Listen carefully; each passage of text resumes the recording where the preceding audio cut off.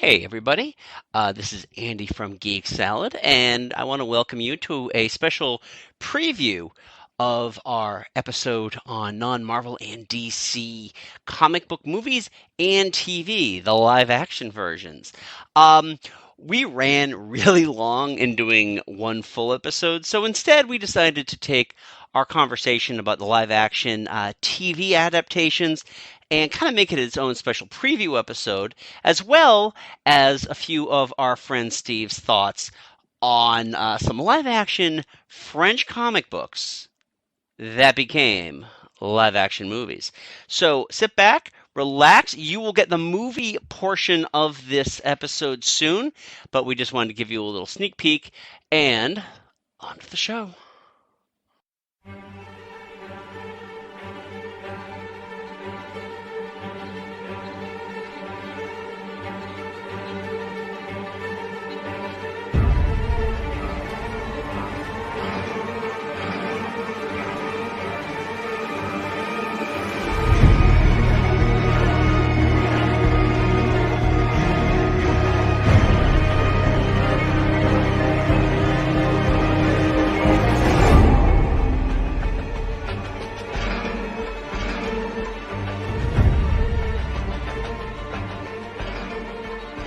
So real quick, I just want to talk about Steve's subcategory here of live-action films based on French comics.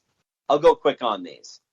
Apparently, the Smurfs was pretty good, but setting in New York City reeked of "we don't trust us enough to succeed to spend any money or costumes or shooting locations in Bulgaria."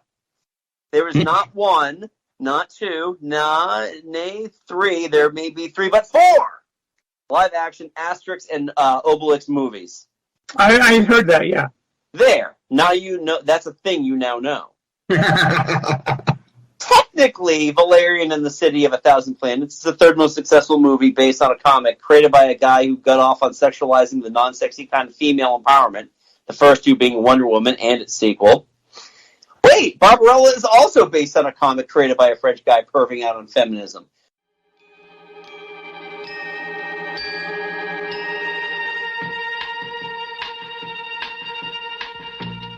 Meet the most beautiful creature of the future. Her name is Barbarella, and she makes science fiction something else. Jane Fonda is Barbarella. Barbarella is a 5-star, double-rated astronavigatrix Earth girl whose specialty is love. There is no escape from the male gaze. It sees all. It knows all. Jerks off to all. Oh, I wonder if Gloria Steinem has written about this. Yeah.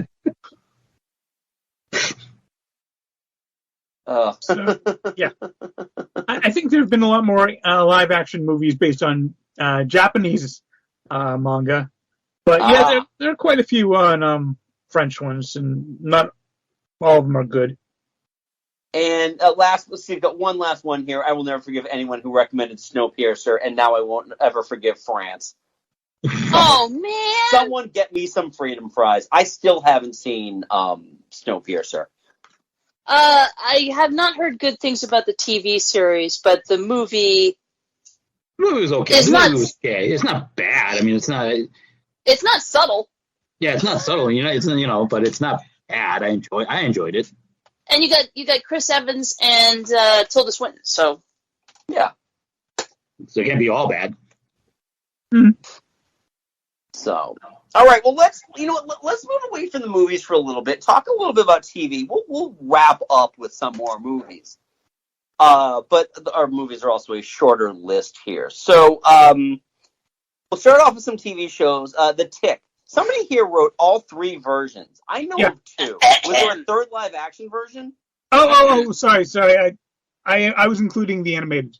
Damn it! Nope. We can only talk about Patrick Warburton. That's it. That's the only tick that exists in my mind. All right, what's the plan, man? We gotta get hip to the big sneaky if we're gonna slip our dead friend into his hotel room without being seen. Shouldn't we have a moment of silence or something? Okie doke. Here's what I don't get, chum. The Immortal talks about the hardships of growing up poor and dyslexic. He lists all the incredible things that he's done, and yet nowhere in his book does he mention the fact that he's dead. What are you talking about? He just died. Huh? That's what happens, Tick. 1 minute you're alive, you're a hero to the whole world, a hero to me. The next, poof, you're dead. Oh, come on, chum. You make it sound like it could happen to anybody. Well, who do you think it happens to? Well, you know, dead people. Everybody dies, Tick. Everybody. Even horses? Yes, horses, everybody. Everybody? You're positive? This comes as quite a shock. Cats? Yes. You? I better sit down. Hold this for a second,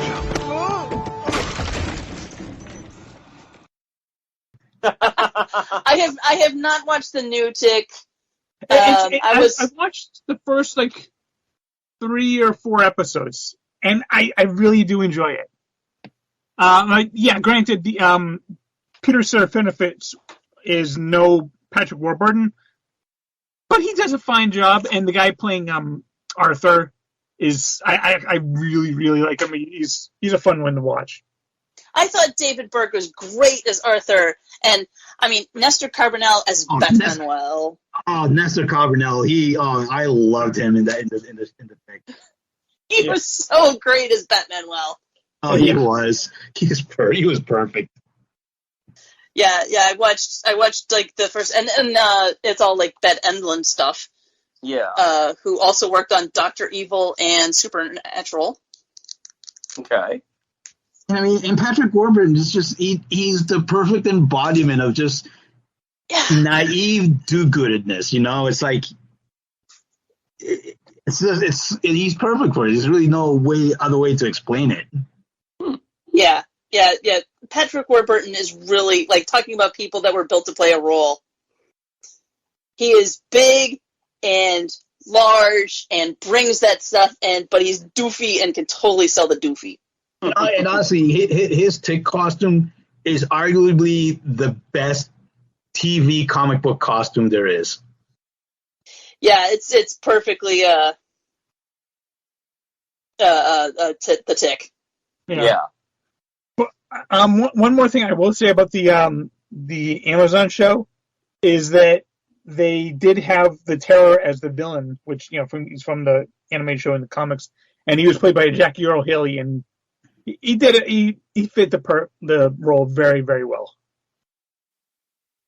I've only seen I only saw 2 episodes of the Patrick Warburton Tick. I haven't seen anything from the Amazon. For someone who loved the comic book as much and the cartoon, it was the Warburton stuff was good, but I understand all of the copyright issues they ran through. Yeah. Yeah. Well, every time they did something, they changed, the comic books, American Made was one thing, and then it was different in the cartoon, then it was different in the Patrick Warburton version, because they kept running up into things. But I thought Batmanuel was their, they had what? There was what was the name of him in the comic, in the cartoon? Deflator Mouse! Yeah. Deflator Mouse. They had to... German for Batman. Exactly. and that's why that just became kind of a running gag, whenever Gru changed publishers. Here's something I never realized, that the Tick was as a New England character. Yes. Oh. Yes. He was the mascot for New England Comics. Yeah. And I remember that. I remember that store. Mm. But the Patrick Warburton one season of the Tick is very affordable on Amazon. Ah, I think I bought the whole season for $2 or something. Yeah, I got the DVD back when I was working at Circuit City. Oh, okay. Nice. But yeah, the Amazon series, first season is 12 episodes, second season is 10 episodes, half an hour each. It's a quick watch, and it is still fun. It's more Tick adventures, and it's enjoyable. I do recommend it. Okay. Well, I have Amazon. I should probably just check it out. I don't have any excuse other than time. Yeah. Yep. All right, let's move through a few of these others here. We've got Preacher. Does anyone actually watch Preacher? I watched the first season. I know I haven't. I watched the first episode as doing homework for this, and I thought it was good. Dominic Cooper, I mean, can't go wrong. Yeah, Dominic Cooper was fantastic. Actually, all three main cast members were fantastic in their roles. Yeah, I agree, especially because I read like the first 6 books of Preacher, and I couldn't stand Tulip, but I was like, when they hand it to a TV writing crew and have a female playing the role, she might actually not suck. Yeah. You know, the people that wrote Preacher had no idea how to write the character of Tulip. They like had an idea in their minds how it was supposed to work, but they sucked at it. So I was like, I wanted to give it a break. I wanted to give it a try, and we finally did because my husband really likes Preacher. That's why we have like the whole collection, and I got through a bunch of them. And I was like, okay, yep, we could definitely work on this. But yeah, I enjoyed the first season up until the very last moments of it. Okay. Because I've read the first 6 books, so you're not going to spoil anything for me. well, I mean, from what I hear, the first season kind of deviates because I guess like the comics kind of start as they're starting their journey, their adventure. I've never read the comics, so I'm only going what I've thought I've heard. But the first season kind of starts with him in the town, kind of getting the power, and then trying to figure it out while working in the town as the preacher. Mm-hmm. And I really enjoy it, and like they introduce a lot of really fun characters. But then they get to the very ending of the first season, and mild spoiler, the entire town blows up. Yeah. And like Preacher's obvious, he's gone with Tulip and the vampire, but like you meet all these like really fun characters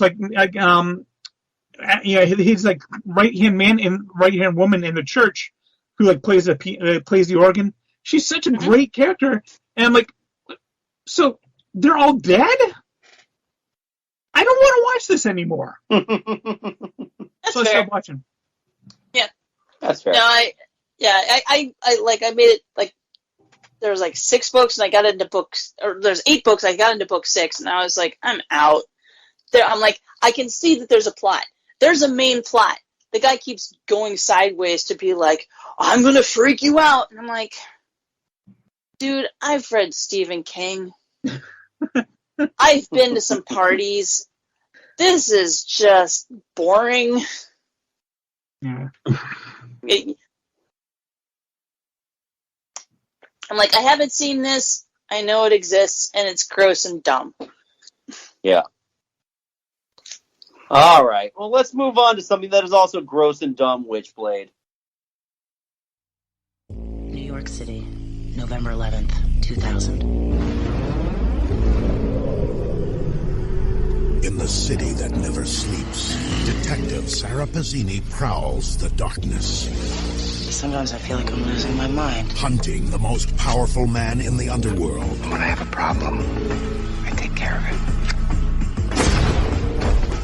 Legendary hitman, never been caught, one of the smartest, hardest bad guys in the city. Gallo just killed one of my best friends. You can't prove that. Yes, I can. But on the edge of madness, a chance encounter with an ancient artifact will unleash the rage within her and reveal her destiny. What is it you think about Sarah Pazzini that has attracted the Witchblade? Courage. You can use the Witchblade to pierce the veil of the senses, to see in an entirely new way. The Witchblade has many powers, but only the person who wields it can truly know them all. Oh. I watched that show. What a waste of time. Considering what you were supposed to get. I mean, anyone who's read the comic book of Witchblade knows it is a woman where the only thing that It just covered up her naughty bits, and that's it. Yeah, I read the comics, and then I was like, oh, they're making a show of this. This is going to be great. And the actress was so bad, and I think that she had addiction issues or something, because she went on to be in one other Sci-Fi Channel cheesy monster movie where the special effects don't hold up in the 80s, and that was it. And it was she had some kind of issues going on. Yeah, no, I remember that. Yancey Butler, I think her name was. Yeah. It's like the actress. Yeah, she's got the right look for the character, and that's about it. Like she definitely couldn't. She couldn't pull it off, and the fact that they do the thing, and they're like, "We're gonna do the rewinds," and I'm like, "Yep, that's in the comics," and I'm like, "Oh." Yeah, but a TV show where I can't skim, this is tedious as fuck. Yeah, I bought her more as a cop than I did as a superhero. And I mean, that's the thing is, I never read the comics before that, but I knew what Witchblade was supposed to look like, because, I was a guy in his early teens. I'd seen him before. Then I was like, why has she just got the a gauntlet, but it's like an armored, like a suit of armor gauntlet. There's nothing real mystical about it. It's just weird. Yep. And it doesn't do anything special, and I'm glad, after what they did to Witchblade, I'm really glad that they didn't try Lady Death, let me tell you. Maybe if you tried it again today, because the technology at the time absolutely would not have supported that kind of armor. Right. Not only that, but I think that the streaming might allow it to get a little more risque. Yeah, something like you put it on HBO or something like that with kind of the boys' money, and you could really do the hell out of it. Yeah, I think HBO or Amazon. Yeah, something. Yeah, one of the streaming services, getting more risque, caring more about the character. Yeah. Like her weird relationship with Devil Guy or whatever he was. All that stuff would definitely work better now than it did at the time. Which fine at the time, making it a live action did not work at the time. Yeah. Also, the actress that got cast did not work. No, not at all. And that doesn't work at all. Again. So yeah, but bum. But yeah. All right, let's move on then. What's that? I had to throw that in there because it existed. Okay, that's fine. And I have drama and misery, and I needed to talk about it. Gotcha. Well, we got a lot of stuff to talk about, and we're running low on time here, so let's continue. Let's blow through some more of these TV things. Umbrella Academy. Maybe we don't take Vanya for a test drive. Yeah, that's probably not a good idea. Yeah. It's fine. I can handle it. Handle it? Last time you handled it, you Vanya, definitely blew up the that. moon. Last time you handled it.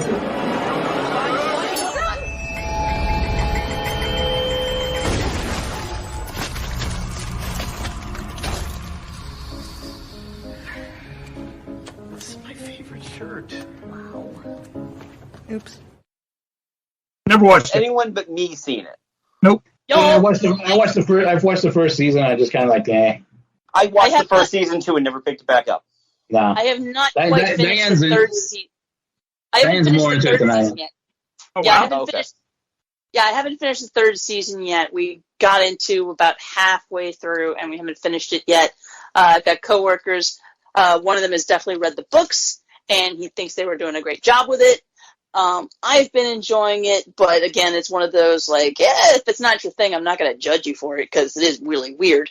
However, they did give us the Dark Phoenix plot in the first season that we will never get out of the X-Men live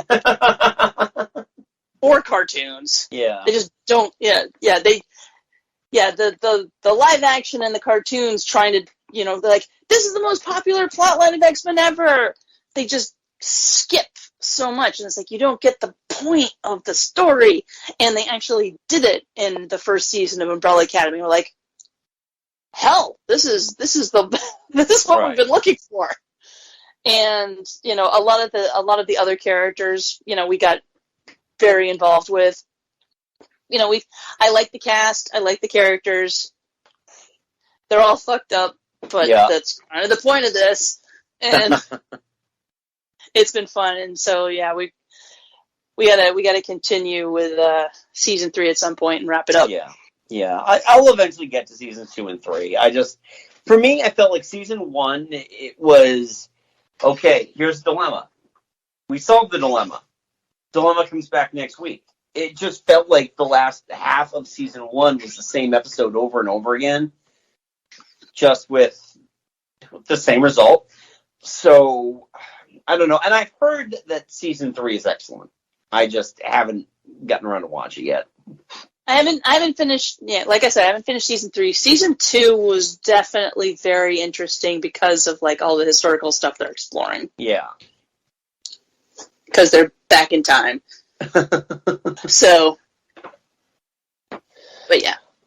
All right, let's check out a few more of these here. The Walking Dead. You 3 need new gigs? Not ready for runs yet. Yeah, pretty sure you got that backwards. Hey. Look, we got a way of doing things around here. You tied up walkers. It killed our friend! Look, I'm not having this conversation. You obey my orders out there. Oh, then we're just as screwed as your last run crew.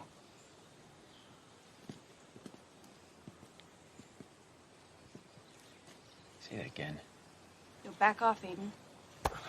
Come on, man. Just take a step back. Come on, tough guy. No one's impressed, man. Walk away. Hey! What is going on? This guy's got a problem with the way we do things. How long did anybody make it through this one? Besides Mike Wendo didn't watch it. One episode. One episode. Okay. I made it up until Keegan. Negan? But Jeffrey. Negan. Yeah. I made it up to halfway through the Negan season, then they took their break, and I never went back to it. Yeah, that's pretty much what happened. Was like we started watching Negan, and it was like, this is a really, my husband summed it up as like he just goes around going, I'm going to say something evil, huh! And it just got very tedious. I was like interested in the guy with the tiger, but yeah, that was that tiger was rough to look at though. But like I cared about that storyline, but it was a side plot, and Negan was just Jeffrey Dean Morgan. And I'm like, wow, yeah, you stopped working on Supernatural so that you could make it big in movies, and being the comedian did not do your career any good. No.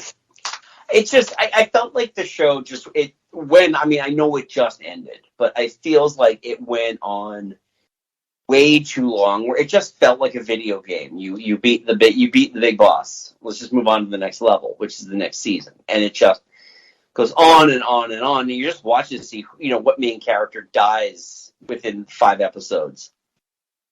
Yeah. And yeah. I enjoyed the comic book. The funny thing is I really enjoyed the comic book. I read the first omnibus and it was fantastic. I don't know exactly how far they deviated from it after that, but yeah, tis what tis. Yep.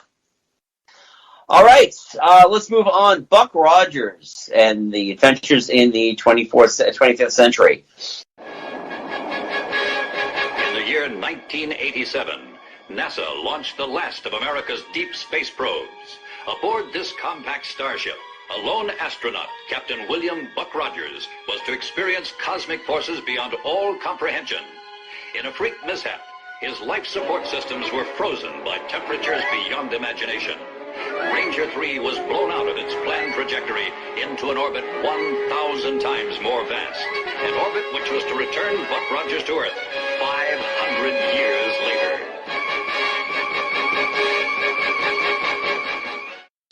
Anyone? I know I was old enough to watch these first run. Anybody else? Oh yeah, Yes. I watched these first one. Oh yeah. God. Yeah, I was talking with the Spelljammer book for D&D is coming out soon, so I was talking about it with coworkers, and I was like, well, I had the biggest crush on Gil Gerard, and he was like, I loved Aaron Gray, and I'm like, who doesn't? Oh God, who didn't love her? Oh yeah, exactly. People are still in love with Aaron Gray. It's just like being in love with Linda Carter now. Nobody's in love with Gil Gerard anymore. I will continue to like Gil Gerard as Buck Rogers, but yeah, I pay more attention to Linda Carter and Aaron Gray nowadays, just because. Well, actually, I know Aaron Gray still exists, and I follow Linda Carter on Facebook. That's about it. But everyone had eyes for Tweaky. Bitty bitty. Yeah. Bitty. I remember when they released Hawkman. this. So, was it Hawkman? Yeah, it was Hawkman. Right? They were Birdman. Yep. I didn't even know. Bird person. Bird person's Rick and Morty there, Andy. Yeah, it was so weird because the first season was like all take place on Earth, and then for no apparent reason, the second season completely different setting, and like half the characters didn't even show up anymore. Yeah. Tweaky and Aaron Gray were there. Who else? What else do you care about? They needed those three. But I remember, like, back in the 70s, they would actually do the thing where they take the pilot episode and one additional episode and put them in the theater for a limited run. Yep. Because this is how I saw Buck Rogers. I saw Buck Rogers and I saw Battlestar Galactica in the theater. Both of those. Because that's how they used to do them. And I've actually got Buck Rogers on DVD. I've got the complete set. And watching that opening movie, the theme song, we have Aaron Gray and some other woman just walking around while the music plays in the background. It is such a weird 70s. That is Princess Amidala. Okay, yeah. The other woman is Princess Amidala. Yeah. But it's just, I just remember there was one episode where there was one episode where they didn't have Panther Man, so they had Tiger Man, or the other way around. It was Tiger Man, yeah, because I had the action figure for Tiger Man, because, of course, I had all the Mego figures. But Tiger Man, and then Tiger Man wasn't available for whatever reason. He's probably, caught with, like, pound of horse tranquilizer or something like that. So, yeah, it's probably Panther Man. Or he had a cold. Who knows? Yeah. But yeah, they had the other one that is like, he's not here today, so we have this other guy. Okay. But yeah, I watched the crap out of that show. Yeah. Unthink. Yeah. So, somebody put Flash Gordon on here. Was there actually a live-action Flash Gordon TV show? There was, on Sci-Fi Channel. Oh, yeah. Yeah, that's right, yep. I just remember because... There was one season of it, and I was sad that it didn't get more, and that's about... But yeah, I would... Yeah. All I remember from it is that it like the guy who played Flash Gordon. I had watched on he was on the first 2 or 3 seasons of Smallville as like the school bully. Right. And so I was like, oh well, okay, he's gonna play Flash Gordon. Okay, I watched this, and then I watched like the first episode. I'm like, okay, what else is on? I had fun. I watched it. But yeah, and, one of the things that like I heard people complain about was the fact that they were able to go back and forth between Earth and whatever place. Oh yeah, manga or whatever. Yeah, manga like candy. Yeah, the fact that they were going back and forth and the Doctor was a little bit different, but I was like, it's fine. They're reinterpreting it. This stuff's old. It was a comic strip, and then it was a serial, and then it was a movie with the soundtrack by Queen. Let them have a little bit of fun, but it wasn't one of those things where they're like, we're going to have a military movie, but we're going to slap a G.I. Joe sticker on it. No, it actually had Flash Gordon going on. It was just reinvented. Right. In my opinion, so. Cool. And it got canceled before it could suck. Too bad. Just taken out and mercifully shot then. Unlike Heroes, which, just dragged itself to Thank God it wasn't based on an existing property, or else we'd have to talk about it. But we don't. Thank God. We don't. Nope. So we've got Sandman on here. I don't know how much we can really say about it, because all we've seen is the San Diego Comic-Con trailer for it. I know it's coming on Netflix later this month, I think. Actually, it's coming out in about 9 days. Okay. Yep. 9 days from the day mostly let's just acknowledge Yeah, it's mostly acknowledging that it exists. Okay. Well, it's going to have Neil Gaiman's hand all over it. So yeah, there's hope. There's God. hope for it. Thank God. Because we're going to be talking about another author in just a few minutes who wants nothing to do with any of his film properties. Yeah. Neil Gaiman was involved in Stardust, and I love the crap out of that movie. So he also wrote the English adaptation of Princess Mononoke. Yep. So let's just finish up the last two here. We've got Riverdale, based on the Archie comics.